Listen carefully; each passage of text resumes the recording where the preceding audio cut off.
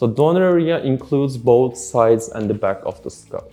Usually the back part it's denser compared to sides, and we obtain different types of grafts from different areas. Usually from the sides we obtain the singles. Those would be used for the frontal hairline to achieve a natural look, and the doubles and the triples, mostly we obtain them from the back part, and they help us achieve good density. Technically, yes, if you like, you can also extract from the chest, but we wouldn't guarantee the growth. That's why we do not even extract them. There are two donor sites for us. One of them is the scalp, and the other one might be the small chin area, this region.